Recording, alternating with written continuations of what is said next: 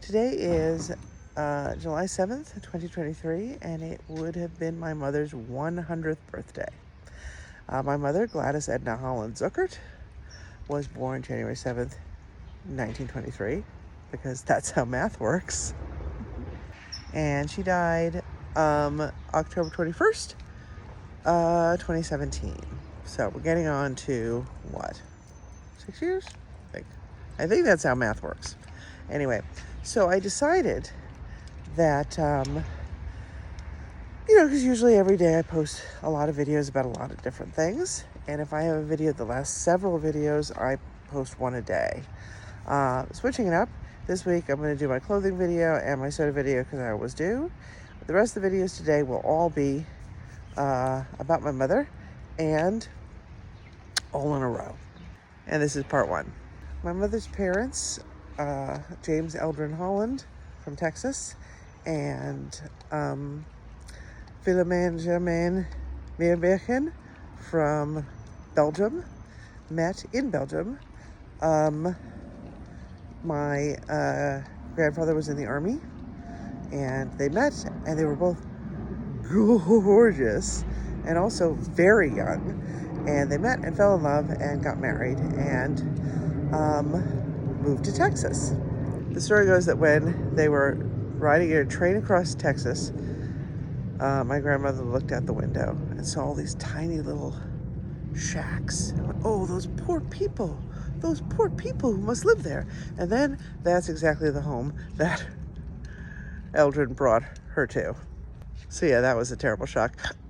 He was James Eldren, but he was known as Eldren. She was Philomene Germaine, and she was known as Germaine. So I don't know what that's all about. The Texas contingent called her Jerry. This marriage did not last very long. My mother always said my grandmother left him when she learned enough English to realize that she didn't really like him.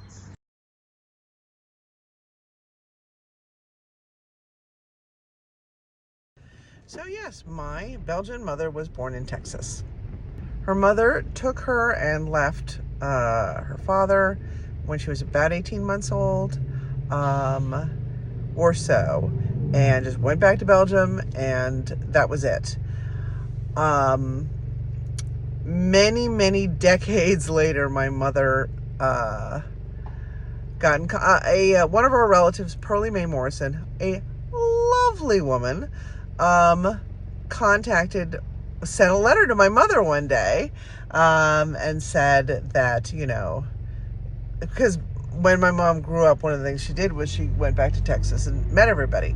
And so Pearlie Mae had met Mom then, and also she, may have remembered my grandmother. I can't remember, but she definitely had stories about my grandmother, and that's how we know everyone called her Jerry.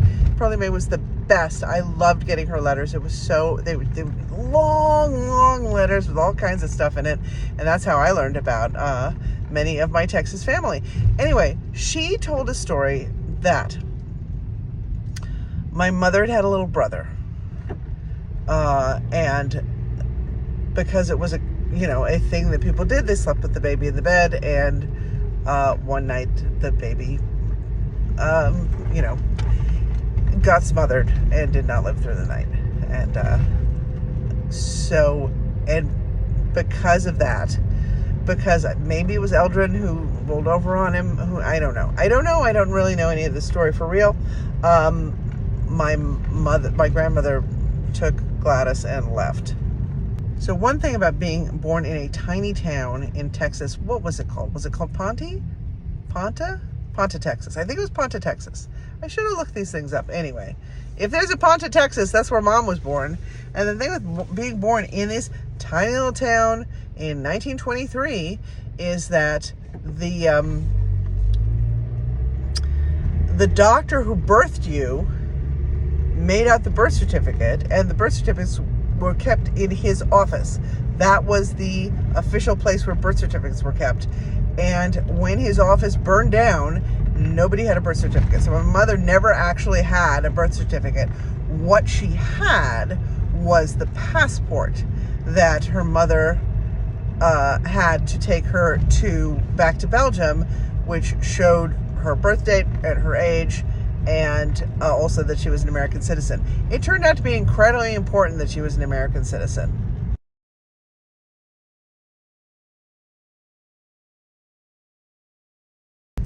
So anyway, my mother never knew her father. She met him when she was grown up and came back to visit, and moved to America and then visited. So she was an adult. She was in her 20s. And she met him and she didn't care for him and said, mom was right to, or mama was right to leave him. And everybody was a Baptist and nobody drank or danced or played cards, which my mother thought was very peculiar. Because of course Catholics, they'll drink and dance and play cards all they want. But she did like her relatives. Also Eldren, whom I never once met. I believe he died in 1985. Because I was just looking at my list of ancestry important stuff. He married again after my mother, and the woman he married, they were together forever. So he found, the pot finds its lid. So just quickly about Eldren, his father, James Eldren Holland, had something like 16 children with something like 5 women, and over something like 35 years. And I think he was around 70 when his youngest was born, something like that. So yeah, James Elizabeth had it going on. So yes, old Jerry grabbed mom and left. And I don't think she got a divorce. I think it was one of those things where after a certain amount of time, you just automatically get a divorce. It was a weird thing. But I know that she just packed up and left. And so mom had, her first language was French. So she had a French accent, but then, after living in America for years and years and years, she did not have a French accent, but she did have a I am foreign accent. She had generalized European accent. And she would love to say, when people asked her where she was from, she would love to say, Texas. I am from Texas.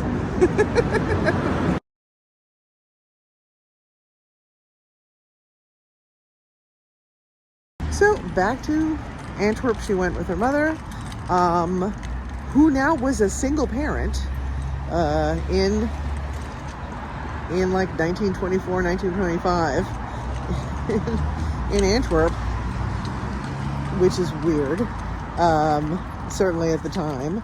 And so my grandmother put my mother into a boarding school at the age of 2. So she went to a convent school, which mom loved so much. She was the baby of the school. Everybody adored her. Every day she would get to go to the Mother Superior's office and get a piece of candy. She loved it so, so much. So when Jerry went to the U.S., she had to, renounce her Belgian passport as per the American government's rule. When she came back, they gave it back to her right away. Here is your Belgian passport, take it back. So she actually was a dual citizen. But mom was absolutely an American citizen. My grandmother did not wanted her to keep her American citizenship. She knew that it was an important passport to have. So mom was, I think, an American citizen only, I think. Either that or when she grew up, she had to choose between them. But she was an American citizen all along. Have your babies in America, Belgian women, and it turns out to be important. Actually, now even more so, because if you're dual citizenship, Belgian and America, then you're European Union and United States of America. That covers a lot of the world.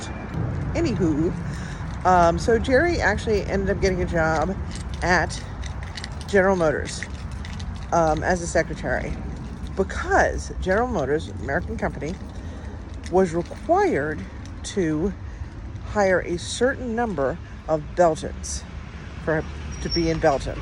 And what they wanted was Belgians who were also Americans and who could speak English, and that was my grandmother.